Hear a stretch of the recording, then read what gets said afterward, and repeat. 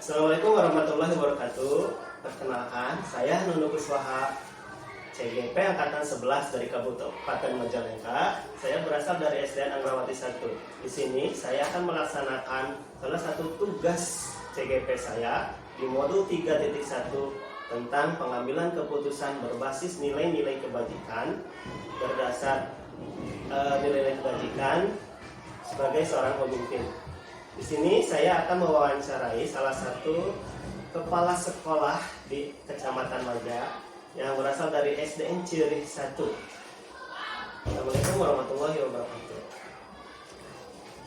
Assalamualaikum Bunda. Waalaikumsalam. Apa kabar nih hari ini Bunda? Alhamdulillah. Gimana Anunu juga kabarnya? Alhamdulillah Bu, lagi baik-baik saja. Alhamdulillah. Gimana ada yang bisa Bunda bantu? Sesuai dengan yang telah saya kabari sebelumnya Bun ya. Di sini saya akan mewawancarai Bunda nih sebagai kepala sekolah di SDN Cirih 1 ini. Bisa dimulai mungkin? Nggak boleh. Ini tentang apa nih? Oh, tentang demonstrasi konseptual modul 3.1 pengambilan keputusan berbasis nilai-nilai kebajikan sebagai seorang pemimpin di sekolah ini tentunya Bunda. Mangga insya Allah kalau ada yang bisa Bunda bantu. Oh ya, kita mulai saja Bun ya. Ya, mangga. Pertanyaan yang pertama nih Bun. Selama ini bagaimana Bunda dapat mengidentifikasi kasus-kasus yang merupakan dilema etika atau bujukan moral? Oke. Antara dilema etika dengan bujukan moral ya. Kalau gitu selama ini paling saya mengidentifikasinya dengan melihat situasi pengambilan keputusan kasus tersebut gitu ya. Jika memang dari dua sisi ternyata kasus tersebut benar dan benar, maka itu berarti dilema etika gitu ya. Tapi ternyata misalkan kalau dilihat dari satu sisi ada salah ini teh ya, berarti itu termasuk ke dalam bujukan moral. Itu paling salah satu cara untuk mengidentifikasi kasus-kasus tersebut. Mungkin ada contohnya Bunda pernah memutuskan sesuatu tentang dilema etika ya tentang itu. Oh, yang dilema etika? Ya. Yang dilema etika. Ya, boleh begini. Contohnya memang ada siswa gitu ya yang tidak bisa masuk sekolah karena dia itu ada kelainan di gigi gitu ya, di giginya, sedangkan orang tuanya itu jauh berada di Bekasi gitu ya. Jadi di sini sama neneknya. Nah, si orang tuanya itu mau mengajak berobat anak tersebut ke Bekasi gitu ya. Jadi meminta izin untuk tidak sekolah selama proses pengobatan tersebut gitu ya. Nah, akhirnya kan di satu sisi tidak mungkin kan kalau kita mengasih izin anak tidak sekolah terlalu lama gitu ya. Kasihan kepada yang lain gitu ya. Mungkin ada kecemburuan juga gitu. Jadi di sini ada individu versus kelompok gitu ya. Teman-teman sekelasnya pasti ada kecemburuan kalau Bunda ngasih izin atau dispensasi kepada anak tersebut terlalu lama gitu ya. Itu yang pertama. Kemudian yang kedua, Bunda lihat dari sisi anaknya gitu ya. Kita kan berbasis rasa kasihan juga kalau nih anak tidak diizinkan, mungkin nanti kesehatan untuk kedepannya akan terganggu gitu ya. Akhirnya kemudian kita berbicara dengan wali kelasnya, Bunda itu ya, berbicara juga dengan rekan-rekan guru lainnya, apalagi yang melibatkan guru bidangnya gitu nih, bagaimana baiknya. Ada permintaan dari orang tua bahwa anak ini akan dibawa berobat dulu dan meminta izin. Kan ada beberapa kali kontrol katanya, otomatis kalau ketika kontrol itu izinnya mungkin bisa 3 hari katanya gitu ya. Akhirnya kita dari berbagai pertimbangan itu kemudian kita sepakati mengizinkan anak tersebut, tapi kita membuat opsi trilema. Membuat opsi trilema. Iya, bahwasanya boleh kita izinkan dengan syarat tugas-tugas dari guru itu harus terpenuhi gitu. Jadi si guru kelas sudah mempersiapkan ketika anak tersebut akan izin, udah mempersiapkan tugas-tugas atau materi-materi yang memang harus dipelajari dan harus dikerjakan oleh anak tersebut. Dan Bunda minta kepada guru tersebut juga kesepakatan dari warga kelasnya, teman-temannya, supaya tidak ada kecemburuan itu. Akhirnya ternyata anak-anak satu kelas itu menyepakati, ya kemudian anak tersebut dikasih izin gitu ya untuk berobat dan izin, ya alhamdulillah akhirnya kesehatan si anak tersebut akhirnya bisa ditanggulangi, bisa diatasi, dan tugas-tugas kelas pun bisa terpenuhi. Itu salah satu contohnya. Kesan yang baik ya Ibu, gitu ya. Ya, Nah, mudah-mudahan yang terbaik itu. Tapi alhamdulillah sih sampai akhirnya sekarang itu kan udah terjadi di tahun pelajaran kemarin gitu ya. Alhamdulillah sekarang semuanya baik-baik saja. Alhamdulillah ya. Selanjutnya Bun ya, selama ini bagaimana Bunda menjalankan pengambilan keputusan di sekolah Bunda, terutama untuk kasus-kasus di mana ada dua kepentingan seperti tadi ya, benar atau benar, gimana Bunda? Nah, biasanya sebelum mengambil keputusan itu ada tahapan yang harus kita lalui gitu ya. Yang pertama adalah mengidentifikasi dulu masalah tersebut gitu ya, identifikasi dulu masalah yang terjadi. Kemudian mengkonfirmasi kepada pihak-pihak terkait gitu ya, baik itu misalkan kalau melibatkan anak kepada anaknya, kemudian juga orang tua tetap orang tua harus kita libatkan gitu ya. Iya, kita harus menjaga trimitra gitu ya pendidikan, kemudian dengan gurunya, dengan semuanya gitu. Kemudian menganalisis setelah kita mengkonfirmasi, mengumpulkan data gitu ya. Kemudian kita menganalisisnya sehingga mampu mengambil keputusan yang memang tepat gitu ya Pak, bagi pihak-pihak yang bermasalah tadi, dengan tetap mengutamakan prinsip kekeluargaan dan musyawarah untuk mufakat. Sekali Bunda ya. Tadi. Terus ada pertanyaan lagi nih, langkah-langkah atau prosedur seperti apa yang biasa Bunda lakukan selama ini? Tadi ya udah jelas juga. Oke, biasanya prosedurnya yang langkah pertama tadi ya pelajari dulu kasusnya, identifikasi dulu permasalahannya, kemudian konfirmasi, ya jadi identifikasi, konfirmasi, memanggil pihak-pihak yang terkait gitu ya. Baru kita melakukan diskusi dengan pihak-pihak yang terkait untuk mencari solusi yang terbaik gitu ya, yang nanti akan dijadikan sebagai keputusan dengan tetap mengacu kepada dasar pengambilan keputusan yang 3 itu ya, yang nilai kebajikan tetap kita utamakan, kemudian berpihak kepada murid dan juga bertanggung jawab. Bagus Bunda ya. Ya mudah-mudahan. Jadi Bunda dalam mengambil keputusan tetap ya Bunda yang 3 tadi dijunjung tinggi, dan tadi ada musyawarah juga dijunjung tinggi juga ya. Tetap. Semuanya Musyawarah keputusan untuk Bunda iya, tergantung pada musyawarah bersama. Bagus Bunda. Mungkin selama ini juga ya banyak tantangan nih dalam mengambil keputusan tadi. Kira-kira apa aja kalau yang dialami Bunda tantangan? Tantangan. Ya.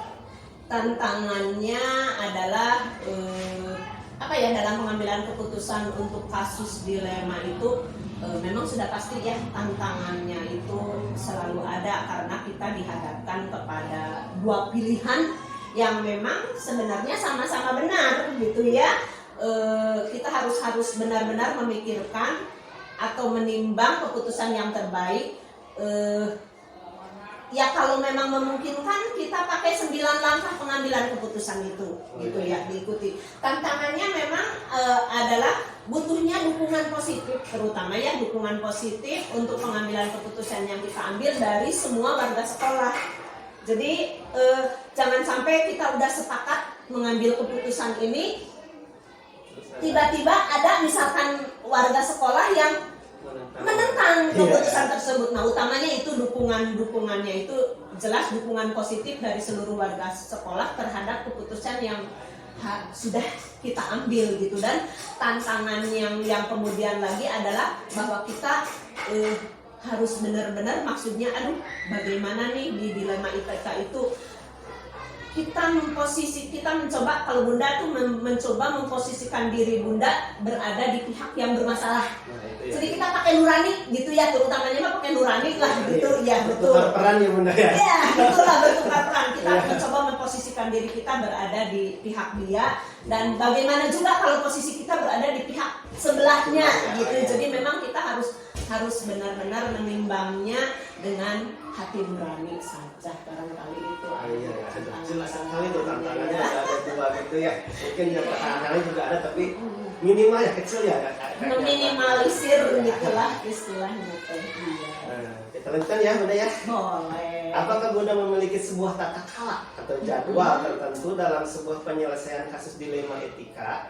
Apakah langsung menyelesaikan di tempat atau memiliki sebuah jadwal untuk menyelesaikannya? Untuk apa prosedur seperti apa yang Bunda jalankan?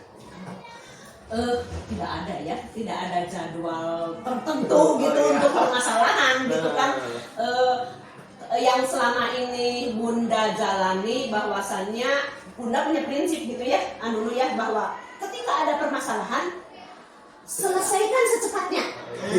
Jadi gitu ya, selesaikan secepatnya, tidak boleh menunda-nunda permasalahan. Jadi makanya tidak punya jadwal gitu, tidak punya jadwal. Misalkan hari ini ada permasalahan, orang jadwal untuk membahas masalah adanya nggak bisa.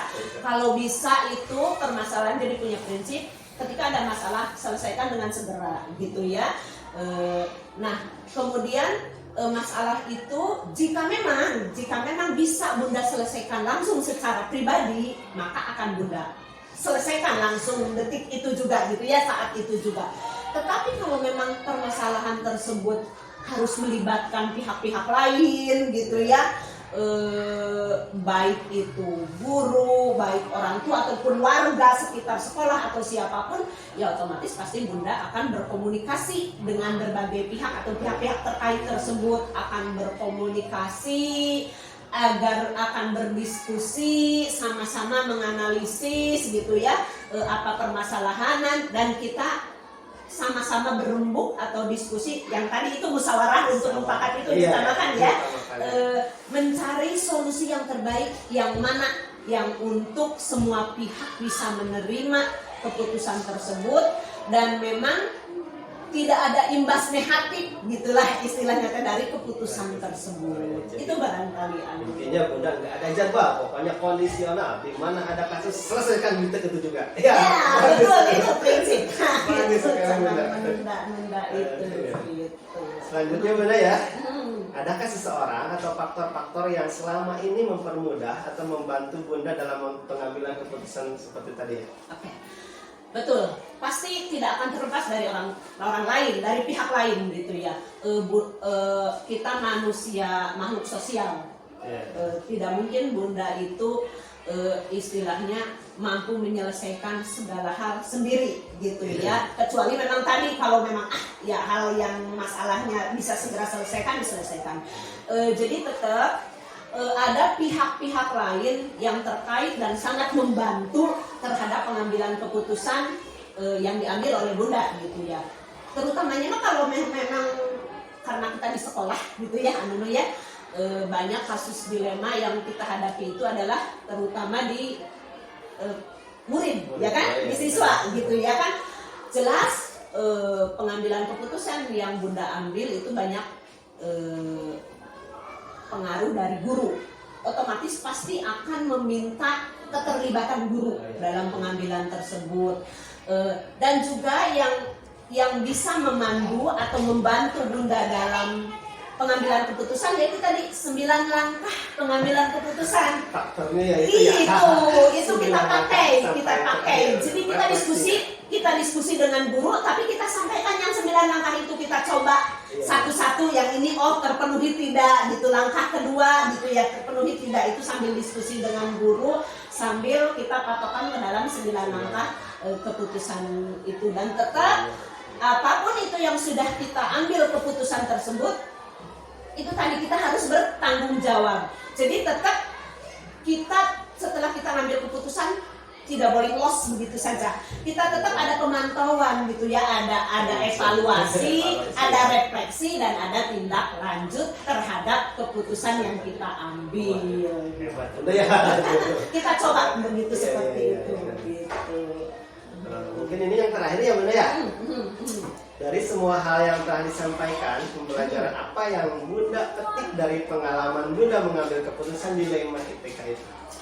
Pengambilan keputusan yang pengalaman yang jelas Bunda petik itu satu hal adalah bahwa keputusan kita harus memakai hati nurani. Pendekatannya harus dengan sistem humanis. Jadi walaupun misalkan ada aturan pengambilan keputusan ini gitu, tapi tetap kita harus pakai hati nurani kita. Itu tadi kita harus memposisikan diri kita berada kepada individu yang bermasalah tersebut, kepada pihak-pihak yang bermasalah tersebut. Itu pengalaman yang Bunda dari semua permasalahan yang terjadi ya. Semoga keputusan apapun permasalahannya dari keputusan-keputusan yang selama ini Bunda ambil, semoga keputusan tersebut merupakan keputusan yang terbaik dan juga bermanfaat bagi semuanya. Ya, jadi ambil pokoknya pakai hati, utamakan hati dulu. Ya. Yang 9 itu didukung dengan hati, 9 langkah pengambilan keputusan didukung dengan hati akan lebih baik ya gitu. Betul. Oh iya iya. Bagus ya. Mungkin selesai dulu ya wawancara kita. Saat ini kedepannya kita ngobrol lagi lebih jauh ya. Semoga obrolan kita ini bermanfaat ya tentunya buat kita pengembangan sekolah dan dunia pendidikan. Amin. Ya Bunda juga mohon maaf gitu ya bila ada salah-salah dari apa selama ini yang Bunda sampaikan. Berarti itu adalah kekurangan dari Bunda gitu ya. Semoga Anunu lancar dalam menjalankan tugas CGP-nya. Semangat ya, selalu semangat dan lulus dengan nilai yang sangat bagus. Amin Bunda. Terima kasih banyak atas semuanya, atas waktunya, atas kesediaannya. Pokoknya terima kasih. Sami-sami. Selesai ya Bunda ya. Assalamualaikum warahmatullahi wabarakatuh Bunda. Waalaikumsalam warahmatullahi wabarakatuh.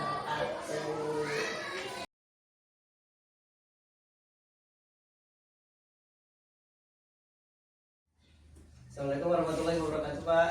Waalaikumsalam warahmatullahi wabarakatuh. Wah, gimana keadaan hari ini Pak? Sehat? Alhamdulillah sampai hari ini sehat walafiat. Semoga Bapak juga dalam keadaan sehat.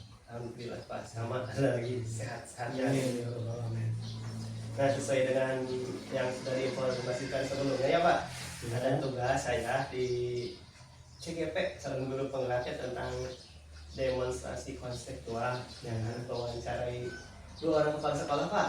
Ya, Bapak sebagai kepala sekolah di sekolah saya juga harus diwawancarai Pak. Insya Allah siap. Bisa dijawab. Kalau gitu, gimana kalau kita mulai aja wawancaranya? Boleh. Ya. Ini untuk pertanyaan yang pertama Pak. Selama ini bagaimana Bapak dapat mengidentifikasi kasus yang merupakan dilema etika atau bujukan moral Pak? Terima kasih Pak calon PGP yang terhormat. Terkait dengan beberapa kasus dilema etika ataupun penguatan moral, ada beberapa identifikasi yang dapat dilaksanakan di sekolah ini. Yang pertama adalah identifikasi sejauh mana tentang kesalahan moral ataupun kasus dilema etika yang dialami di sekolah Jambi 1. Karena sekali teralami diantaranya kita adalah identifikasi dari laporan guru kelas 1 yang mana salah satunya adalah dilema tentang belum bisa membaca yang notabene-nya bisa dinaikkan ataupun tidak dinaikkan. Itulah identifikasi yang awal ditemukan tentang dilema etika yang terjadi di sekolah ini. Ada ya sebagian atas 1 orang siswa Ada kelas 1 2 yang orang. belum 2 orang Dua orang. yang belum bisa membaca, tapi dilemanya dinaikkan apa enggak gitu ya Pak? Iya, Termasuk dilema etika juga ya Pak. iya termasuk itu. Oke, yang kedua Pak, ini selama ini bagaimana Bapak menjalankan pengambilan keputusan di sekolah Bapak, terutama untuk kasus-kasus di mana ada dua kepentingan yang sama-sama benar atau sama-sama mengandung nilai kebajikan seperti tadi ya Pak. Baik, terima kasih. Setelah informasi yang pertama datang dari guru kelas, kedua yang datangnya juga informasi komunikasi dengan orang tua bahwa kasus yang dialami di sini memang sangat menarik untuk diselesaikan. Dengan kata bene bahwa semoga tidak terjadi kesenjangan etika dalam arti penilaian baik buruknya. Tapi di sini merupakan mengandung dua hal yang sangat bermanfaat baik kepada orang tua, siswa ataupun kepada guru itu sendiri termasuk institusi lembaga ini. Hasil bahwa di lembaga tersebut sama-sama kuat pentingnya, sama-sama kuat benarnya. Itulah Baik gitu ya. baik. Sama. Ya. Terus selanjutnya Pak, yang ketiga, langkah-langkah atau prosedur seperti apa yang bisa Bapak lakukan selama ini? Untuk langkah-langkah mengatasi tentang dilema etika terkait dengan kasus yang dialami tersebut, ada beberapa hal yang diantaranya pertama kita akan mengenali dulu kasusnya yang terjadi terhadap tersebut sebagai laporan dari guru kelas tersebut dan dikomunikasikan dengan orang tua. Yang kedua setelah adalah mengumpulkan data-data betul tidaknya bahwa anak tersebut memang diperhatikan dulu untuk diketahui betul tidak bisa membaca. Yang ketiga akan menganalisis menentukan apa yang harus dilakukan untuk penentuan keputusan yang diambil. Jadi itu diantaranya ada tiga hal. Yang terakhir adalah mungkin penentuan keputusan kita bersama akan dilakukan. Itu langkah yang terakhir melalui musyawarah sekolah. Oh iya, akhirnya musyawarah tapi yang menentukan banyak. Kita ya Pak, yang keempat nih, hal-hal apa saja yang selama ini Bapak anggap efektif dalam pengambilan keputusan pada kasus-kasus dilema etika yang tadi? Oke, terima kasih. Tidak ada suatu hal yang sangat efektif kecuali kita adanya beberapa prinsip yang diambil untuk penentuan tersebut. Yang pertama kita akan melahirkan basis rasa peduli. Artinya rasa peduli ini adalah peduli terhadap kedua belah pihak. Karena itu diambil kemanfaatnya ke siswa ya ke guru ke tenaga. Yang kedua adalah dengan aturan. Aturan memang ya harus dilaksanakan sesuai dengan aturan benar atau tidaknya. Yang ketiga hasil antara yang satu peduli dengan peraturan dan yang ketiga adalah akhir dari keputusan itulah harus dapat kebermanfaatan untuk ke semua pihak. Nah, itu beberapa prinsip yang diambil. Oh iya Pak. Ya. Ini yang ke 5 ya Pak ya? Ya, lanjut. Mungkin dalam pengambilan keputusannya yang Pak sudah dilakukan tadi, ada beberapa tantangan ya Pak. Tantangan dalam pengambilan keputusan pada kasus-kasus dilema etika itu seperti apa aja Pak? Ya. Tantangan yang dihadapi ketika mengambil keputusan dilema etika yang terjadi di sini, yang awalnya memang kita harus mengadakan dulu kolaborasi, komunikasi, kemudian kerjasama dengan pihak yang terkait. Yang utama bahwa di sini kepala sekolah itu bukan sesudah kebijakan keputusan, tapi tetap di sini harus mengindahkan masukan juga dari dewan guru, para guru, orang tua siswa, komite sekolah, juga termasuk siswa itu sendiri. Jadi tantangannya agar keputusan tersebut dapat diterima oleh kedua pihak dengan baik, dengan tidak ada sifat keburukan terhadap yang dibutuhkan itu. Jadi tidak berutuk siswa, tidak berutuk guru, tapi diambil kebermanfaatannya untuk berbagai pihak. Ya, jadi ya tantangannya bagaimana Bapak itu bisa mengambil keputusan tapi tidak merugikan semuanya ya Pak ya. Itu merugikan salah satu pihak. Ya, baik guru, murid, Betul. terus orang tua, ada lagi pihak-pihak lain seperti komite dan yang lainnya ya Pak ya. Iya. Betul. Iya. Ini yang ke-6 Pak. Apakah Bapak memiliki sebuah jadwal tertentu dalam sebuah penyelesaian kasus dilema etika?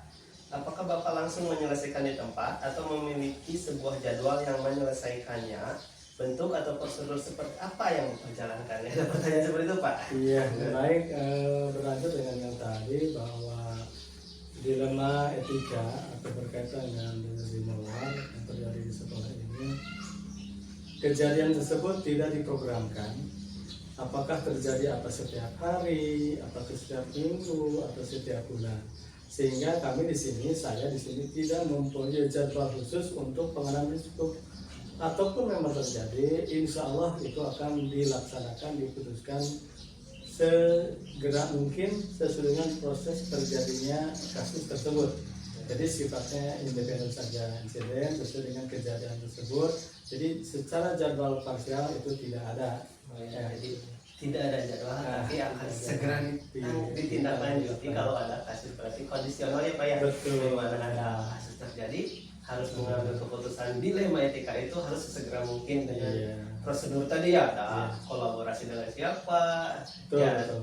dengan ada pengujian ya kali ya keputusan itu gimana ya. Ya kan tadi kembali jadi ada kebermanfaatannya untuk semua lembaga. Ya, Jadi tidak ada hitam putih yang benar yang salah gitu. Oh iya ya. Kemudian Pak adakah seseorang atau faktor-faktor apa yang selama ini mempermudah atau membantu Bapak dalam pengambilan keputusan dalam kasus dilema etika yang seperti tadi Pak? Ada orang yang terlibat? Kasus dilema etika yang terjadi di sini tentunya kami di sini adalah tidak bekerja sendiri, bahwa dengan kata lain bahwa memang keputusan harus diambil oleh sekolah. Tapi seorang kepala sekolah juga tidak otoriter untuk melakukan tersebut, tetap ada bantuan, ada dorongan atau tim yang diantaranya adalah para guru, kemudian siswa, orang tua, pemilik, kepala sekolah yang lain juga bisa dilibatkan untuk membantu kejadian tentang kasus dilema etika tersebut. Jadi tidak sendiri lah, bisa ada beberapa instansi kolaborasi untuk membantu dalam proses mengambil keputusan tersebut. Pengambilan keputusan tetap ada di Bapak, Ya. tapi banyak pihak yang membantu ya kayak tadi ada orang tua tetap dilibatkan, ada guru-guru lain, Betul, ada betul. stakeholder yang lain lah ya. Iya, iya, Oh, iya, betul. Pak. Untuk yang terakhir Pak, dari semua hal yang telah disampaikan, pembelajaran apa yang dapat Bapak petik dari pengalaman Bapak mengambil keputusan dilema etika tadi?